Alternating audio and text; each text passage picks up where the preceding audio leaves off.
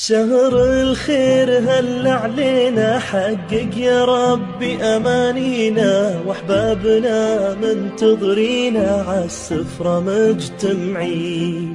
كل عام وانتو بسعادة وتقبل الله العبادة، لمتنا تحلى بزيادة رمضان كريم.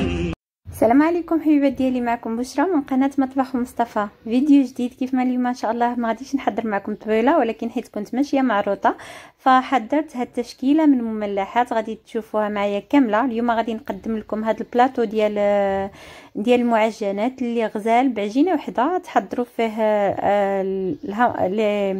لي برجر، وكذلك تحضروا هاد الخبيزات هادو اللي كيجيو معمرين. المهم خليكم معايا باش تكتشفوا طريقه التحضير. شكرا بزاف، عاوتاني كنكرر شكرا بزاف التعليقات ديالكم الرائعه اللي ما خطاتنيش ان شاء الله. الحمد لله في هاد الفيديوهات كاملين اللي دابا كنزل، وعلى الكلمات لا في الانستغرام ولا في كلشي. كنبغيكم بزاف وما تنساونيش. ديما نبقى نقول لكم اللي معايا جديده في القناه، اللي اول مره كتشوف القناه، كنقول لك مرحبا بك، نهار كبير هذا وفرحه كبيره انك تعرفتي ليا، وانا لي الشرف.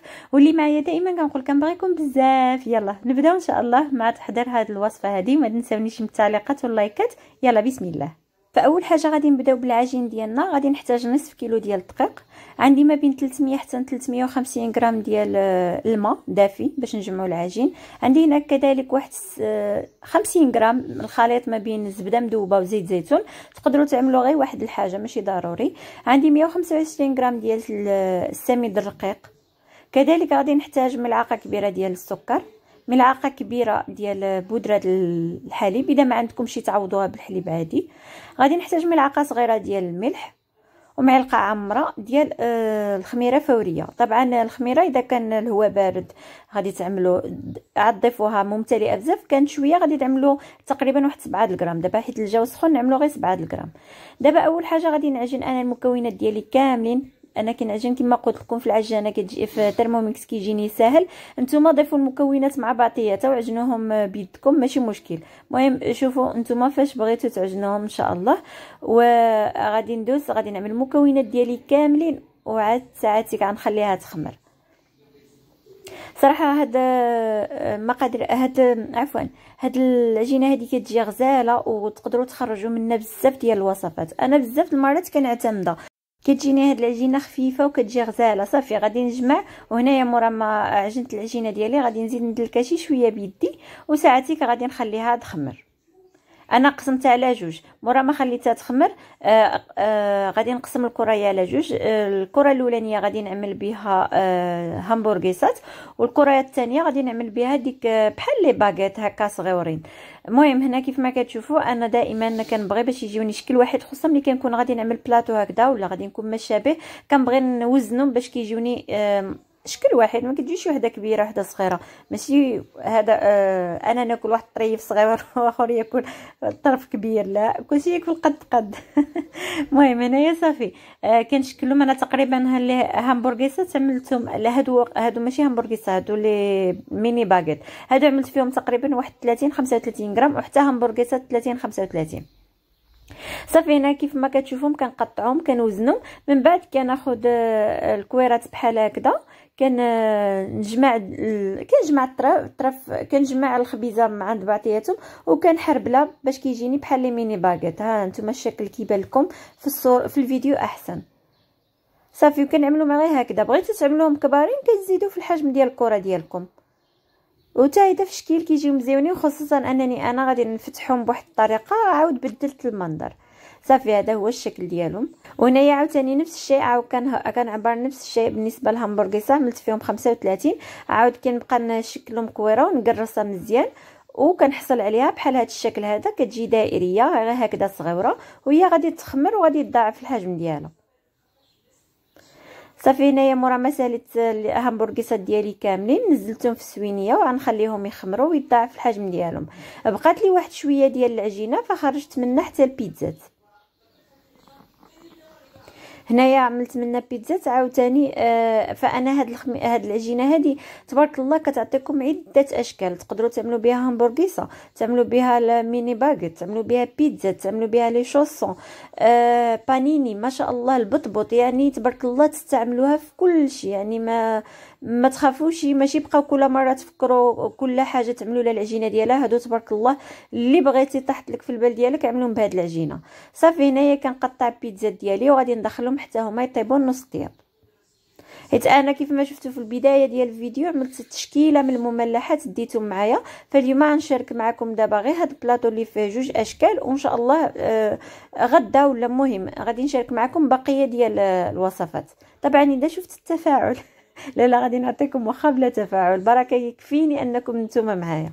هنايا كيف ما شفتوا شكلت العجين ديالي، عملته في السواني. دابا غادي نبسطوه هكذا بشويه بالراحه ديال اليد ديالي باش كياخذ الشكل ديالو وباش كيساعد له انه ينتفخ مزيان. وغادي نغطي عليه وغنخليه يخمر تقريبا واحد ثلث ساعه نص ساعه هكذا كيخمر شي شويه. هنايا كيف ما شفتوا كناخذ واحد البيضه، انا هنايا نكهتها بشويه ديال الصلصه ديال الباربيكيو باش كتعطيني واحد المذاق. ولا مثلا تعملوا صلصه الصوجا ولا تعملوا تخليو بيضه عاديه. صافي هنا كندهن الوجه ديالهم كاملين. كيكون عندي الفران مسخن على 200 درجه 180 وكنحشيهم يطيبوا على خاطرهم حتى كيتقرملوا. خصنا نخليهم يتقرمشوا مزيان من الفوقي وياخذوا ديك اللون الذهبي المزيون.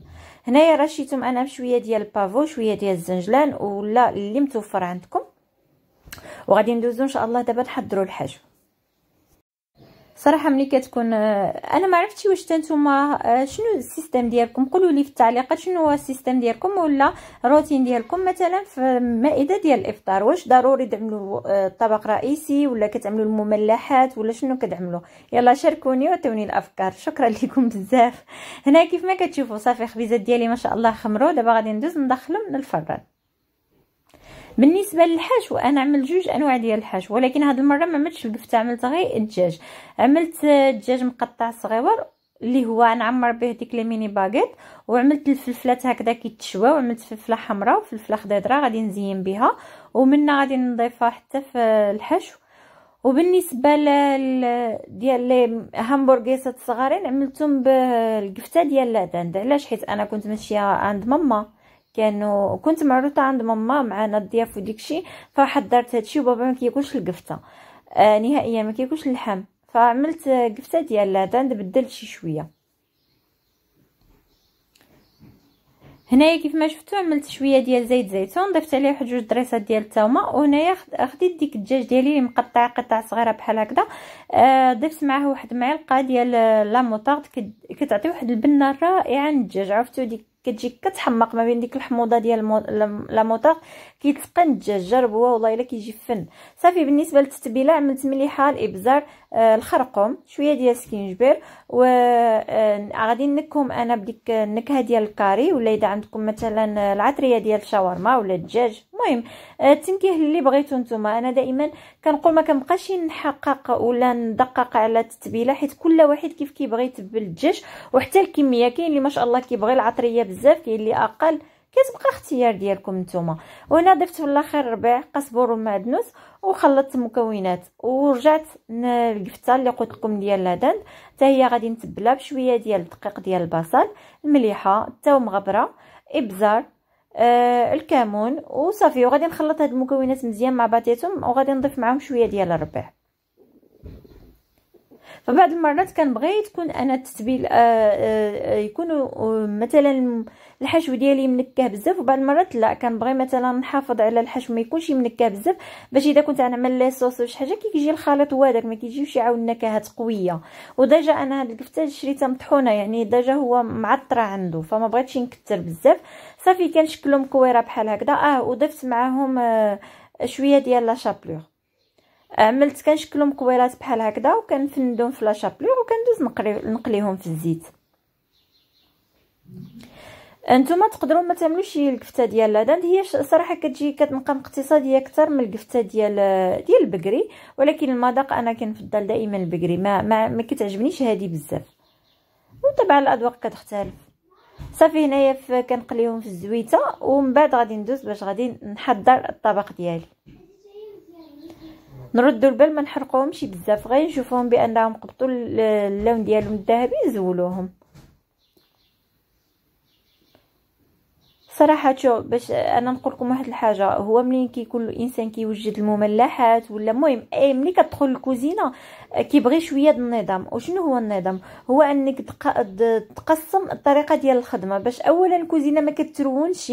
يعني انا مثلا ملي كنعجن العجينه ديالي كنجمع كنعجن العجينه كنخليها تخمر، كنغسل داكشي وننظم كل حاجه في مطعه. ساعتي كندوز نوجد الحشو عاود باش ماشي هو صراحه مع الدقه المغرب بعض المرات شد الكوزينه ما تطللش عليها كتكون روينه، ولكن ما اكثر كنحاول انني في البدايه كيكون باقي عندك الكانه والكوزينه نقيه كتنظم. وطبعا ملي كيدارك عليك الوقت فكترون، غير هو من الاحسن نظموا باش كتقدروا تجبروا فين تخدموا وكتخدموا على اريحيه ديالكم، باش حتى اذا جات ديك الدقيقه ديال المغرب حتى اذا ترونت الكوزينه ما كيبقاش يعاود يلاه كترول لكم مع داكشي اللي بقى لكم في اخر ساعه. صافي هنايا كان هادوك هما الخبيزات ديالي ما شاء الله طابو. هادو خبيزات ديال همبرغيسه وخبيزات ديال لي باغيت. انا خبيزات ديال لي باغيت فتحتهم في الوسط كيف ما شفتوا، فتحتهم في الوسط، قطعت بالمقاس ولا بالموس ديك الواجهه ديك الفتحه الفوقانيه وغرقتها باش كيجيني الحشو فيها. وديك خبيزات كيجيو كيحمقوا تا الدجاج جا رائع. هنايا خديت شويه ديال الخس غسلته مزيان وصفيته، لان الخس كيكون فيه الاتربه وداكشي. دائما غسلوا الحاجه ونقيوها باش تعطيو وليداتكم ولا العائلات ديالكم شي حاجه نقيقيه. عملت فيها شويه ديال انا كنت شريت في المشتريات، كنت شريت ديك الصلصه ديال الثومه فواجده متبله وكلشي، عملتها هي كقاعده لتحت.